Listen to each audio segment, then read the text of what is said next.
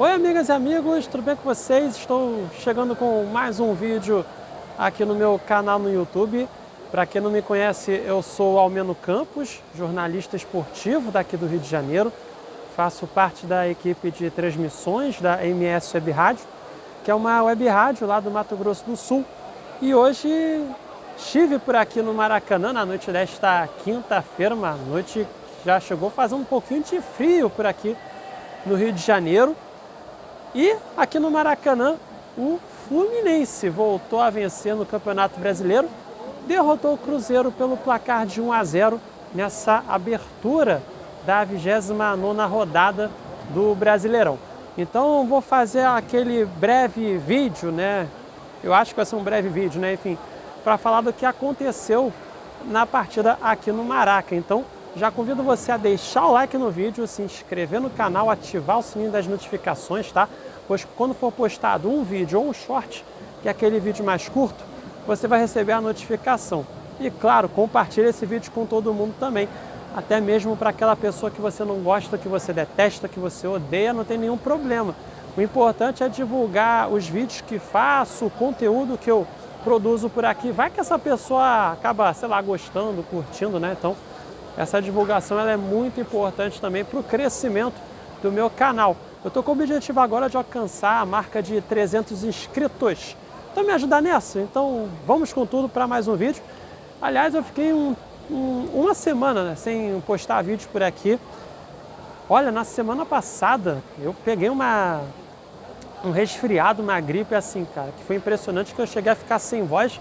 Até na semana passada eu fui lá para São Paulo, né, para fazer o jogo entre São Paulo e Botafogo pela Libertadores da América, o jogo das quartas de final. Só que durante o segundo tempo do jogo, né, durante a transmissão que eu fiz lá para a MS Web Rádio, a minha voz foi quase para o espaço. Então eu ia até fazer um vídeo de pós-jogo lá no São Paulo e Botafogo, né, mas acabou que não tive condição, né. Aí, assim, de uma rouquidão acabou que virou uma gripe também, enfim. E nisso fiquei uma semana sem produzir vídeos por aqui. Quarta-feira mesmo eu não consegui fazer nenhum vídeo da semifinal da Copa do Brasil, enfim, mas hoje estou conseguindo aqui fazer os vídeos já mais uma vez, né, já praticamente recuperado da voz, né? Então a quem sentiu minha falta aí, né, nessa uma semana, estou aqui de volta. E para falar do que aconteceu no Fluminense e Cruzeiro, um jogo que teve um ingrediente a mais, né, que foi o retorno do Fernando Diniz aqui no Maracanã, pouco tempo depois de ser demitido do Fluminense. Ele agora está como técnico do Cruzeiro e no primeiro jogo dele mesmo, à beira do campo no Brasileirão, foi diante do Fluminense, o seu ex-clube, clube onde ele ficou por pouco mais de 2 anos. E foi no Fluminense, inclusive, né, que o Diniz conquistou o seu maior título como treinador e foi o maior título, claro, da história do Fluminense. Foi a Libertadores da América do ano passado, aqui no Maracanã, diante do Boca Juniors, naquele dia 4 de novembro de 2023. Enfim, hoje teve esse retorno do Diniz aqui, só que foi meio que... foi praticamente indiferente, sabe? Assim, quando foi divulgada a escalação do Cruzeiro, aí quando teve lá o nome do Fernando Diniz, anunciado nos alto-falantes aqui do Maracanã, uma pequena parte da torcida do Fluminense vaiou. Mas não teve nem aplauso, não teve nenhum grito do nome do Fernando Diniz, né, e tal. Claro que ele está na história do Fluminense. Como falei, ele conquistou o maior título da história do Fluminense. Ele é o técnico da maior conquista da história do Fluminense. Só que esse ano de 2024, né, acabou que foi um ano assim, implacável para ele no Fluminense. Porque em 13 rodadas no Campeonato Brasileiro, nas 13 primeiras rodadas na competição, né, o Fluminense conquistou apenas 6 pontos.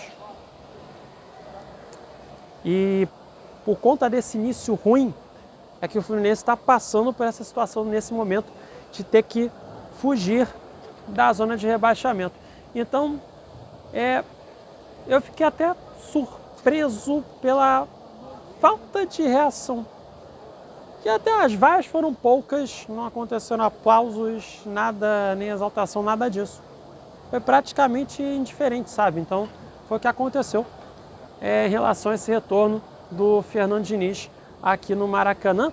E outro detalhe também, né, que até antes da bola rolar, os jogadores do Fluminense fizeram tipo uma fila para abraçar o Fernando Diniz e também toda a comissão técnica, né? O Eduardo Barros, que é auxiliar do Fernando Diniz, entre outros também que fazem parte da comissão técnica do Fernando Diniz. Houve aquele abraço, né, tudo mais. Isso antes da bola rolar. Aí, quando o juiz apitou o início do jogo, aí cada um defendeu o seu lado, obviamente. Bem, falando das duas equipes, né? O Fluminense que hoje teve a dupla de zaga com Manuel e Thiago Santos, porque o Thiago Silva, mais uma vez, ficou de fora. Ele está com um problema no pé, né, esquerdo. É um problema que ele vem convivendo desde o primeiro jogo das quartas de final da Libertadores da América contra o Atlético Mineiro. Então, Thiago Silva mais uma vez ficou de fora. E hoje a dupla de zaga foi formada pelo Manuel e Thiago Santos. Aí teve mudança também na lateral esquerda, né, que o Marcelo voltou a ser titular na posição. Isso porque o Diogo Barbosa cumpriu suspensão na partida de hoje. Então, o Marcelo voltou a ser titular na lateral esquerda. Também teve uma modificação no meio de campo, né? O Vitor Hugo, né, que é um jovem volante, né, que chegou recentemente ao Fluminense, né, que veio lá do Cascavel, lá do Paraná, né? Pela primeira vez foi titular na equipe tricolor no lugar do Facundo Bernal. E uma outra mudança que aconteceu foi no ataque, por conta da suspensão do Germancano. O Germancano hoje cumprindo suspensão também. O Cauã Elias voltou a ser titular no ataque do Fluminense. Então foram algumas modificações, né, que o técnico Mano Menezes teve que fazer na equipe do Fluminense.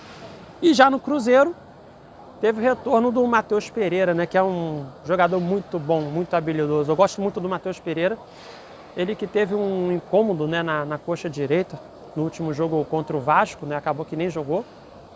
Mas hoje voltou a equipe titular do Cruzeiro no lugar do Matheus Vital. Foi a única mexida que o Fernando Diniz fez para essa partida de hoje aqui no Maracanã.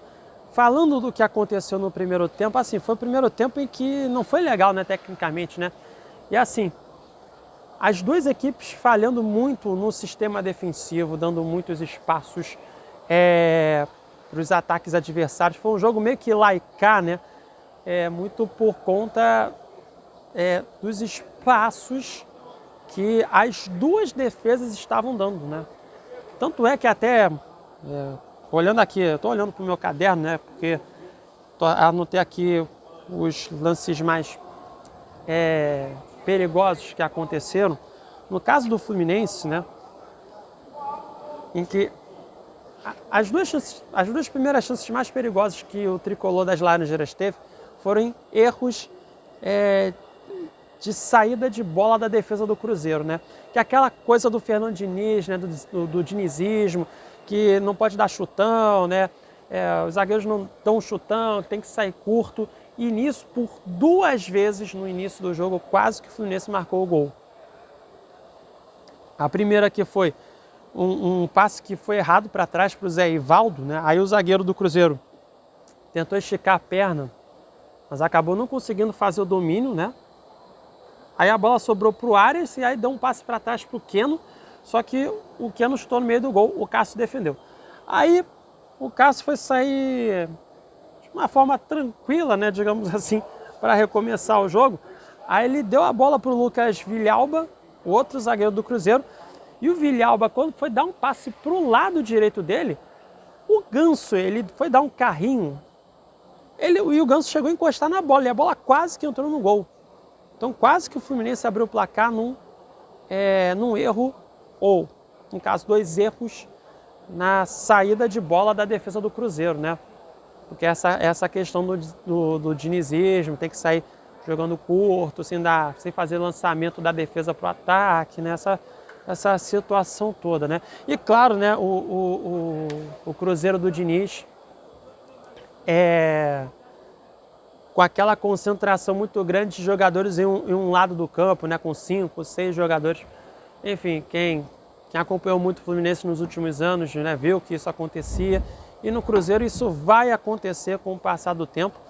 E é um sistema de jogo, né, que os jogadores do Cruzeiro terão que treinar mais, né, desenvolver isso muito mais, né? Enfim, isso vai ser de acordo com o passar do tempo, obviamente. Então, nessa problemática, né, dessa saída de bola, quase que o Fluminense abriu o placar no início do jogo. E aí, como falei, o Cruzeiro deu muitos espaços, né, para o Fluminense criar suas jogadas. E a defesa do Fluminense também deu espaços para o Cruzeiro criar suas jogadas. E nisso, aos 13 minutos, o Cruzeiro teve a sua primeira chegada perigosa, né, no ataque. O Lautaro Dias, ele deu o passe para o Gabriel Veron. E aí o Veron conseguiu ganhar na corrida, né, da defesa do Fluminense. O Fábio saiu do gol, teve que sair da área dele e acabou fazendo corte de carrinho. Só que na sobra, a bola voltou para o atacante Caio Jorge, perdão. E aí o Caio Jorge, ele demorou um certo tempo para chutar, mas ele chutou com o pé direito.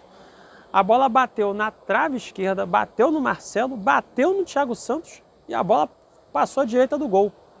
Foi aquele momento pinball, né, que a bola batia em um monte de lugar, sabe? E o Cruzeiro quase que marcou o gol nessa jogada, né? E aí uma situação, né, que também a gente tem que falar, né, do que aconteceu na defesa do Fluminense, ainda mais no primeiro tempo, né? O Manuel teve muita dificuldade para marcar as corridas do Lautaro Dias, né? O Lautaro Dias hoje, ele incomodou mais nessas situações em que teve que correr muito, né? Apostar corrida, né, digamos assim, com o Manuel. O Lautaro Dias muitas vezes acabou levando a melhor. Praticamente todos os lances assim. Só que o Lautaro, ele foi mais perigoso assim. Foi isso. Porque o Lautaro, ele acabou errando em muitas tomadas de decisão. Quando tinha que dar o passe, ele driblava. Quando tinha que driblar, ele dava o passe. Quando tinha que chutar, não chutava ou dava passe. Enfim.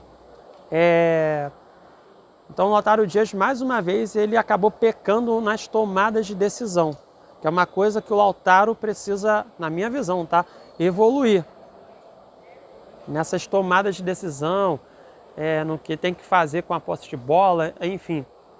Só que o ataque hoje do Cruzeiro acabou que não foi tão produtivo assim na minha visão, sabe? Que, assim, o Gabriel Veron acabou que fez uma partida abaixo. O Caio Jorge também, na minha visão, também fez uma partida abaixo. E aí, chegando aos 32 minutos, né, do primeiro tempo, teve um chute de longe do Cauã Elias, de fora da área, mas a bola foi no meio do gol, o Cássio defendeu. E aí, aos 41 minutos, o Cruzeiro teve uma outra chance perigosa, que foi uma jogada com o Matheus Henrique, que deu passe para o Matheus Pereira. O Matheus Pereira deu passe na esquerda para o Marlon. Aí o Marlon fez o cruzamento, a bola chegou até a direita para o Matheus Henrique, que aí ele foi chutar de bico, aí foi um chute cruzado, a bola passou perto da trave direita do gol defendido pelo Fábio. Enfim, foi o que de melhor, né, assim, de jogadas mais perigosas que acabaram acontecendo nesse primeiro tempo. Só que, como falei já antes, tecnicamente o primeiro tempo foi bem abaixo. Partindo para o segundo tempo, antes do segundo tempo, melhor dizendo, né, o Mano Menezes ele fez a mexida, tirou o volante Vitor Hugo, né, que é assim, Vitor Hugo eu acho que meio que sentiu, né, essa estreia dele como titular no Fluminense aqui no Maracanã, acabou que não foi bem, né, assim como muitos jogadores do Fluminense não atuaram bem na primeira etapa, né, a dupla de zaga ali com o Thiago Santos e com o Manuel, principalmente o Manuel, atuaram muito abaixo. Martinelli a mesma coisa na primeira etapa e o Vitor Hugo acabou sentindo isso também. Levou amarelo na primeira etapa também, então por isso que o Mano tirou o Vitor Hugo para colocar o Facundo Bernal. Enfim. E aí aos 3 minutos do segundo tempo, o Cruzeiro teve uma chegada perigosa, um lançamento do Gabriel Veron para o Caio Jorge, que recebeu a bola na direita, correu, entrou na grande área e foi chutar. A bola bateu na rede pelo lado de fora, no canto esquerdo, né? Alguns torcedores do Cruzeiro até chegaram a gritar gol, né? Mas acabou que a bola foi para fora, enfim. E o Cruzeiro depois demorou um bom tempo no segundo tempo, né, para ter uma outra oportunidade perigosa, né, para tentar marcar um gol, né, enfim. O Cruzeiro que acabou que foi bem abaixo, né, comparado com o Fluminense, né, o Fluminense no segundo tempo ele teve mais chances perigosas de ataque do que o Cruzeiro. Bem, aos 5 minutos, né, aí a dupla que acabou funcionando e que fez a diferença para o Fluminense vencer o jogo, né? O Arias tocou para o Ganso devolveu para o Arias, que correu, entrou na grande área e chutou. A bola passou à esquerda do gol, defendido pelo goleiro Cássio. Depois, aos 8 minutos, teve uma finalização de fora da área feita pelo Keno. Aí tentou um chute colocado, o Cássio defendeu. E aos 9 minutos, o Fluminense acabou marcando o gol da vitória. Uma jogada que foi pela direita, uma tabelinha entre o John Arias e o Paulo Henrique Ganso. O Arias tocou para o Ganso devolveu para o Arias, que aí acabou chutando cruzado. A bola bateu no pé da trave direita e foi para o fundo da rede. Dessa forma, o Fluminense acabou marcando o gol da vitória. 1-0 para a equipe tricolor. Aí, a Raposa, no caso, o técnico Fernando Diniz, na Raposa, acabou fazendo aquelas mexidas, né, que, enfim, tirou o zagueiro Zé Ivaldo para colocar o volante Wallace. É aquela situação em que tá no aperto, tem que partir para o ataque. O Fernando Diniz sempre faz isso, ele tira um zagueiro para colocar um volante. Aí o Wallace passou a jogar na zaga ao lado do Lucas Villalba. E também teve a saída do volante Lucas Romero para a entrada do atacante Barreal. Aí o Barreal, ao invés de jogar pelas pontas, ele atuou mais centralizado. Enfim, foi uma configuração ali que o Fernando Diniz acabou fazendo para ver se conseguia mudar o panorama para a equipe celeste.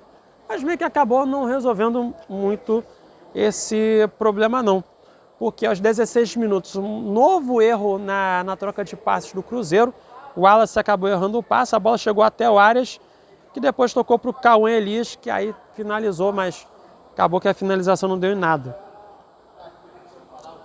E aí o Cruzeiro ele só foi ter uma outra chance perigosa, né, aos 34 minutos.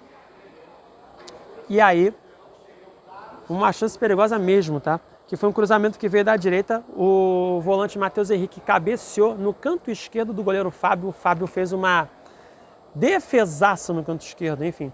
E aí, no rebote, na disputa pelo rebote, o Thiago Santos chegou primeiro na bola e na sequência a bola bateu na perna do Caio Jorge, que acabou, que a bola passou por cima do gol, né? Enfim, foi a outra chance perigosa que o Cruzeiro teve e foi isso, né?